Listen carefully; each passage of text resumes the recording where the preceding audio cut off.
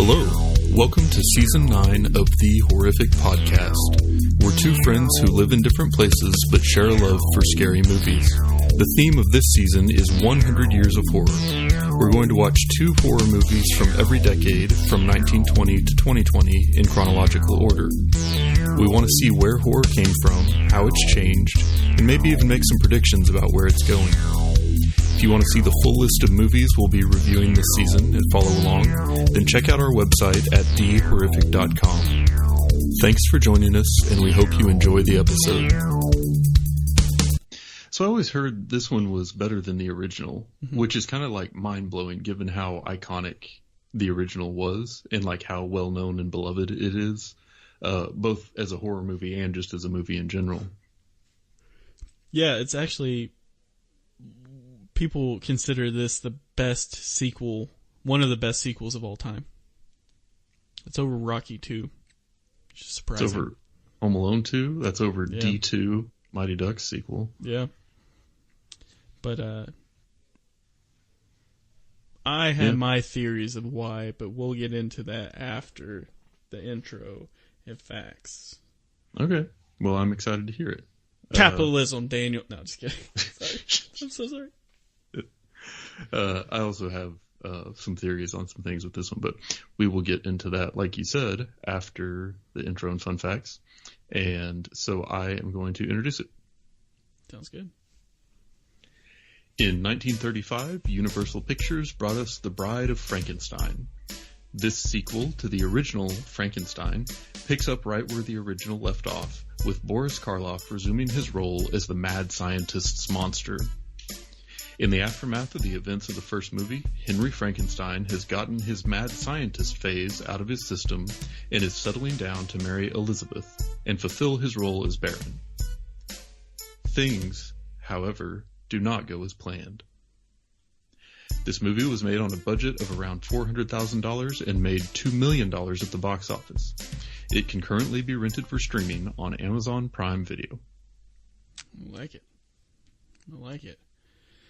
So, this film is a follow-up to classic Frankenstein, as you stated.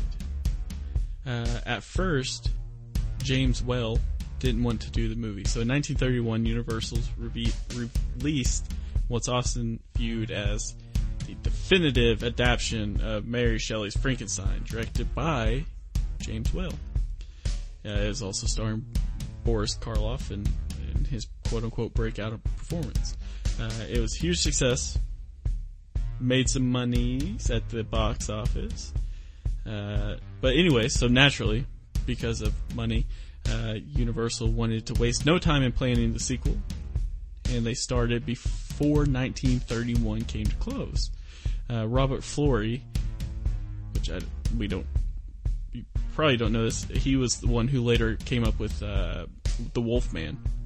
He submitted a 7-page story outlining for a follow-up movie called The New Adventures of Frankenstein, The Monster Lives.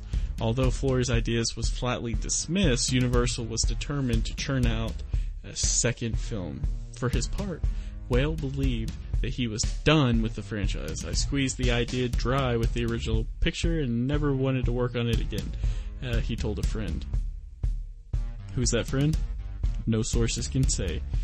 Eventually, though, the auteur agreed to direct Bride of Frankenstein, the condition that he be given a greater degree of creative control this time around, and the studio agreed. So that's... Hey, studio got what they want, he got what he want. You know what I mean? It all kind of worked out. And then we got a movie, horror movie, so win. Yeah. And also, like, if he decided not to, we still have Frankenstein, so it was like a... Yeah. Oh, okay. Anyway, so one of the rejected plots of this had everything from death rays to circus lions. Numerous stories were entertained with the follow-up. I assume it was one of those where, like, Universal's like, we gotta get a backup, or we gotta get a sequel going. What do we got? Guy in the corner. What about circus lions? It's been done. What about death rays? I like where you're going. Anyway, that's probably how it went down. However, one script came up with was more of a bizarre plot that had Dr. Frankenstein and his wife change their names and go in hiding as circus performers. When the monster finds them, he angrily petitions the doctor for a mate, but ends up getting eaten by some trained lions instead. Another idea called for Dr. Frankenstein to murder his own creation with the death ray at the League of Nations headquarters, nonetheless. Pretty interesting. Oh, okay. Yeah. So here's something that I thought was actually pretty cool, was that throughout the film you see the monster's wounds heal. And that was done on purpose. I thought, well, maybe that wasn't done on purpose and it was just bad makeup, but no, it was legit done on purpose. They're showing that he's healing up now. So when we see those like marks that you associate with Frankenstein, with like the kind of cuts on the wrists and stuff, those are actually supposed to be healed. Yeah, and he would have needed to be able to, otherwise he probably would have just died from that first gunshot wound, and it would have been a pretty short movie. Yeah, just done. Yeah. Should have brought the death rays, man. Yeah. So, Boris Karloff, he really was against giving the monster dialogue. When Well decided to reanimate the corpse, we go back to the first fact of he was given more creative control. When Whale decided that he wanted to reanimate the corpse, he figured he should pick up some basic language skills as a sequel. Both Karloff and the studio disagreed quite strongly, but Whale got his way. Sarah Karloff, the actor's daughter, explained her father's reservation in the DVD commentary, She's Alive, creating The Bride of Frankenstein. He felt it would take away from his performance in the original film, and I think he was wrong.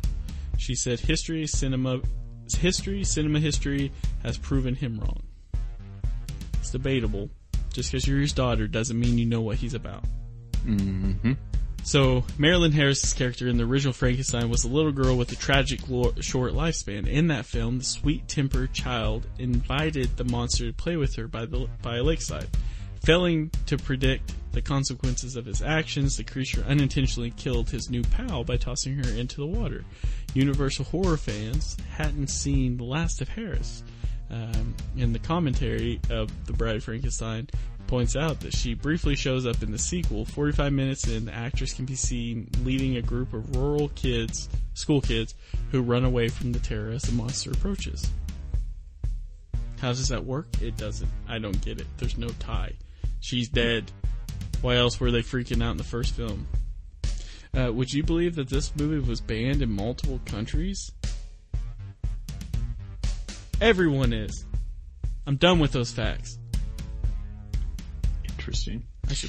I could solve that by just not saying it. Sorry. That's all the facts I got, though. Nice. So, this season we're doing the history of horror, 100 years of horror, and kind of looking at how things progress over time. I will say, just from a movie-making perspective, this one felt light years ahead of anything that we've watched so far. Especially like in the sound and the quality of the film. Like in the beginning of this one, there's music and dialogue and sound effects all happening at once, and you can hear them all distinctly, which I feel like if you caught any dialogue in Vampire, you were doing pretty good. Mm-hmm. And so I never, with this one, felt myself struggling to like hear what was going on. It felt much more, I guess, like pro in that regard. But even just like, the lighting was better, the filming was better, and the way that they cut the scenes together and transition scenes and all that, I just thought all the way around, you can really see that the technology and techniques of filming and movie making have taken a huge step forward from where they were in Germany in the early 1920s. Yeah, I think that's almost an understatement. It blew my mind watching this. So this came out 1935. Yeah. And the last one came out in 1932. Now, I feel like the difference between the two was you have a big company's production behind. Yeah. Now, that's for sure why this movie turned out better, or one of the reasons why this movie turned out better. But just absolutely no idea how it could go in 3 years difference can be that different of a film. Like, we had basically a silent film from 1932 that was like this almost indie flick, and then talking about the movie Vampire that we just reviewed, and now with Bride of Frankenstein, it could have been made. I felt like it could have been made yesterday. Like, just it looked really good. Well, this one definitely felt more like an ancestor of modern movies than the other ones have. Yeah, and absolutely. Even just like the scale of everything in it was much larger and more ambitious. Like, one of the first scenes in the movie, you had a bunch of people in a graveyard with burning torches, and that was by far the most characters that we've seen on screen, like, you know, in the setup for a scene so far. And so the complexity of the sets and the backgrounds and everything else, it really was a long way ahead. Yeah, I didn't even think about that with the people being there like that. But that's true. It's like the most legit scene with that many people that we've kind of seen. Yeah, and so this one kind of did the Halloween 1 and Halloween 2 thing where it just like picked up right where the first one left off. And this one had that little sort of setup scene in the beginning where it's like Mary Shelley and her husband and their friends hanging out on a stormy night, and they're talking about the Frankenstein story and then asking her to tell them more, and she like comes up with a sequel. But then that never really plays into any of it. Like, she's never a narrator for the rest of it. She's never, you know, referenced again. It doesn't go back to that at the end of the movie. To me, that kind of felt like a throwaway. So I don't really count it as part of the story. Mm-hmm. But I did like the way that, you know, you had this super popular movie in Frankenstein, and then sort of from a narrative perspective, this one basically just picks up right where that left off. Like, the same crowd, you know, there from where the monster presumably died, and then it just twists what your expectation of that was and picks up with the story. Yeah, and so one of the facts I overlooked, so when one of the things I was going to say about this film was about how I thought it was kind of funny how it didn't come back to the storytelling in true 1930s fashion. The way it ended made sense. But so Eliza Lanchester, who played the monster's mate, she actually played Mary Shelley too. Yes. In the film. Yeah. And I think that's like the only tie that's in between like the beginning of the film to now, or beginning to the actual story. But yeah, it was kind of strange, but I do like how it just picked right back up and where it left off. Like, so much so it reminded you where you were at. You know, it was like, for on sure. last episode, you know, this is what went down. That was like, you know, maybe one of the first ones that did that to keep people, you know, it's been 4 years. Mm-hmm. Yeah, no, that technique of just like show you some scenes from last time to like really draw you right back in and capitalize on all those same emotions that the first one created. It's brilliant. Yeah. And this is the first time I know of any movie doing that. So, yeah. All that said, I didn't like this movie. I thought it was more of a comedy. I felt like, so here's why I'm sorry. I could let you tell us why. I'm sorry. Well, I was just going to say, I titled my notes "The Haunting of Frankenstein Manor." I love it. Yeah. So I'm going to put this in like, you know, people around our age is like, so they can understand it. And just so you guys know, I'm 48, Daniel's 31. And, you know, when Teenage Mutant Ninja Turtles came out, the first one, it was kind of intense, right? There was more like action. Yeah. More hitting, all that kind of thing. And more serious role. Like, you legit thought Leonardo was like gone. Yeah. Anyway, and then the second one came out, and they had to really like make it child friendly. They had to make it family friendly because people realized like, oh, kids love this show. Yeah. So like, there's rare weapon usage in the second one and all that. I felt like that's what happened with this one. To me, this one felt like the first like Hollywood horror movie where it's, you know, where they they make it very much appealing to a mass audience. It's like very slick and clean and well produced and palatable, and it has the funny characters to kind of break up any sort of tension that might be happening, and sort of things that would be like more interesting to kids, and they're like funny and a happy ending. So and like a moral story. Like this felt so Disney to me. Like I think the theme of the first movie seemed to be it seemed like an interesting take on how society made the monster act the way he did. And this one like really, really doubles down on that. Like he only acts like a monster when he's treated like a monster. Mm-hmm. And when he meets the blind guy who offers to help him, they become best friends. And like that part when the monster cried, I was just over it. I was like, this isn't horror. This is stupid. Yeah, I think that was that's the problem. So real quick, a correction. It was actually Donatello who almost died. I apologize. Oh. Shout out to the TMNT gods. But yeah, the thing when the way that it came across, like initially I was super excited. And I've seen this before, not under like our podcast eye like we have. And, kind of like a follow-up, like, oh, Frankenstein's done, let's throw in Bride of Frankenstein. Just go through the, list. But I almost got, like, tired of, like, okay, Frankenstein's just misunderstood. Like, that was, like, the big thing with Frankenstein, the original movie. Like, oh, no, like, it's just kind of misunderstood. He thought she was wanting to go swimming, and then she ended up dying, And it's like they grabbed onto that with their teeth and did not let loose throughout the whole second film. Mm-hmm. And he goes up to the blind guy, and next thing you know, he's learning how to talk and good and bad, and he realizes he wants love, and then I don't know, it's just like that's like what's scary about that though. You're learning. It's the equivalent of seeing the monster 30 seconds into the film. Like there's no suspense after that. So it's like, once you see that he's a good guy, you're just like, oh, well, there's nothing horrific about what's coming up. Yeah. Yeah. And, it's like, so the joke I was making earlier was about this reminding me of The Haunting of Bly Manor, because that was, advertised as and sort of draped in the trappings of a horror TV show, but really it wasn't. Its goal was not to be a horror movie. And I feel like the same can be said for this. And there were a couple of scenes in this one that I really liked, like when the monster is chained up and then he gets super mad and like breaks out. But, kind of like we've been saying, is time anybody's nice to him, he's nice back. Like he's only mean when people are mean to him. So you don't really feel horrified of that.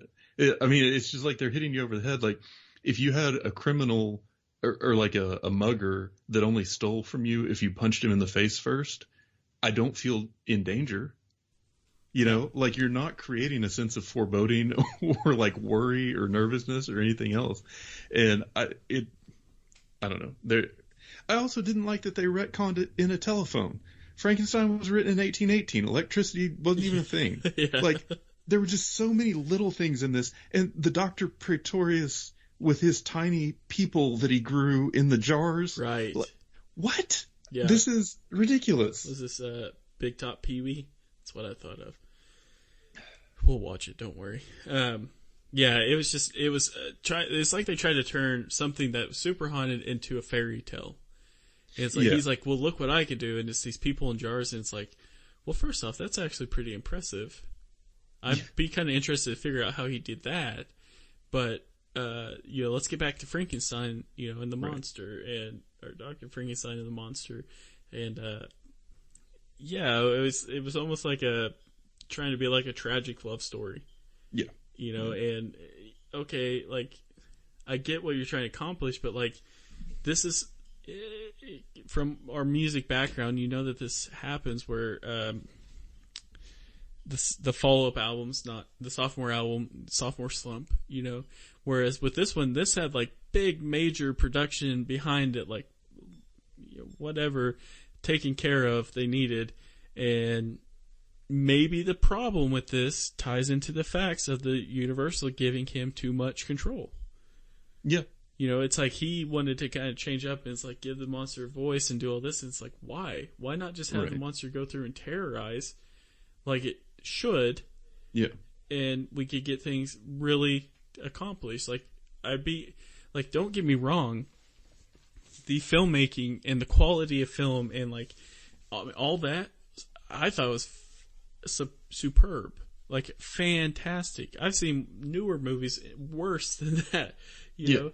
But just taking something that's kind of beloved to me of Frankenstein, and I like the original Frankenstein because, you find out he is kind of misunderstood, and that's, I guess, the horror of the story. But I don't know, I just love Frankenstein, and then you just throw this in, and it's just like, and then people love it too. Like, it has a super high rating on like IMDb. I don't remember the number now, but it was super high, and it's just like, is it just quality? Like, why? Yeah. Well, and maybe it's just because it's one you can watch when you're a kid and not get traumatized, so people can grow up with it and have like only positive memories or whatever. But like, and even in the advertising and the imagery and everything associated with this, you always see that very iconic Bride of Frankenstein with kind of that lightning bolt white streak in her hair. She's in the movie for like 5 minutes. I know. Like, my biggest complaint with this movie is that all of the parts that make the Frankenstein story interesting and everything that was added to this that was interesting was a super minor footnote to this larger friend. Yeah. Good. That went on for like 45 minutes. I just fire bad. Although I did learn me and Frank drink wine at the same rate. Yeah. Yeah. Smoke cigars. Get good. Yeah. I mean, that's the thing. I mean, with Frankenstein, the original movie, the actual horror of that is Dr. Frankenstein himself, like going mad and crazy. Well, with this one, you don't have that, and you don't have that like kind of chemistry, like the way Dr. Frankenstein was portrayed in the first one is just this lunatic doing whatever, robbing graves and just super creepy. And this one, he's like, no, I'm got to be with my wife, just whatever. And, you have another quote unquote mad scientist and Dr. Pretorius coming in, but it's like, it wasn't nearly as good. Yeah. Like, what's good about this? So Pretorius was very creepy in a few scenes, and I liked that. Just like his look as a character, and the way they did it, like when the lightning was overhead and stuff, he could look really creepy. But my favorite part of this movie was actually when Henry Frankenstein got pulled back in, and you saw that obsession start to take hold again. Right. And he played that role so well. Exactly. And I think that story arc of like, the guy who tried to get out and go straight, but then got pulled back in, and then you see him being the thing that he really was the whole time. That's like a super compelling thing in film. And so to see him in that role of this like mad scientist that's almost like addicted to or so obsessed by this idea of like creating life that everything else falls away, and he's just like a raving lunatic over making it happen, is this super creepy and chilling transformation. And I felt like it hit even harder after the whole movie of him trying to not be that way anymore. But that was like a 4 to 5 minute slice exactly, yeah. of an hour and 15-minute movie that was otherwise nothing like that. Right. So. And that's what was needed. Like, you see, like, there's a scene where his hair, Dr. Frankenstein's hair is like all frazzled, like coming down, and like you see the crazy in his eyes. I know exactly what you're talking about, and it's like that's what's scary right there, is that someone could be doing something like this. But and it is great to see that horror or that play out like with the first one. But it's interesting to see it play out, like you were kind of saying, with him being, it came back like the addiction, but it's like we needed more of that. I get that it's not a long film, but we needed some more time of that crazy to kind of help tie in that Bride of Frankenstein, wrap it up, I guess. Yeah, I mean, to be completely honest, the movie had already lost me by the time that happened. Yeah. So it wasn't like, nothing about it was effective for me as a horror movie. I mean, I realize it did a lot of good things from like a filmmaking perspective, and it was probably really revolutionary from its time for the quality. But from basically the moment the character Minnie had prominent scenes, I was just like, okay. Yeah. We are in for the long haul. And to be honest, I ended up spending a lot of the third quarter of the movie just reading on Wikipedia about when Frankenstein was written and when electricity became widely available in different parts of the world, and trying to figure out exactly how upset I should be about the fact that they were using a telephone. Yeah.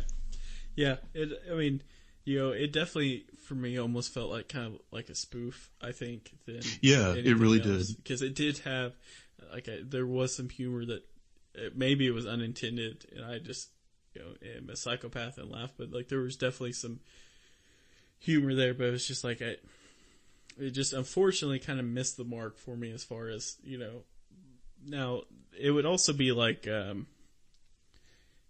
someone trying to make a comedy out of a follow-up to 28 Days Later. They have 28 weeks later, but still, that was trying. This was just hey, let's make this better so we can, start having kids' meals with Frankenstein monster come out in a few years. It's... Yeah, I didn't love it. I thought the first one was really interesting and thought-provoking with its kind of take on and portrayal of the monster and how it was showing the really, it's this monstrous creature, but really the forces of society are forcing it, to act in a certain way when there was certainly the potential of it working out differently. Whereas this one, there was nothing subtle or nuanced about any of that. There was nothing thought-provoking. It was just, Well, and, they really tried, I think that some of the humor aspects came from Minnie, the character Minnie, who is played by Connor, that. But she, for me, I think that's when it started I started kind of getting annoyed by her. Mm-hmm. I don't know if it was her voice or her just immediately being no one's gonna believe me, when she was trying to tell people the monster still exists. It was just frustrating. I was just done with it. I was just this is over. This is, and her voice was kind of annoying to me, and her reaction when she first saw the monster felt like someone trying to be funny their first time on stage or something. Yeah. And then her reaction when Henry was still alive was to scream and yell and freak out as opposed to be overjoyed and excited. So I just the emotion on the screen did not match the emotion of the scene for me with her most of the time, and I do feel like you're right. I do think it was supposed to be amusing, but I didn't land. So. Yeah. She was only 40 when she did that too. Blows my mind. I figured she would be 100. Yeah. That makes me wonder how old I look, but now one positive thing I can say about this movie though, we had another one of our super brief endings. And that's it for today's episode. If you've listened this far, then thank you, and we hope you've enjoyed it. We're always looking for new ideas, so if you have any questions, comments, or movie suggestions, please send us an email at thehorrificpod@gmail.com, or feel free to comment on or message our Facebook page. Just search for The Horrific Podcast. Thanks for listening.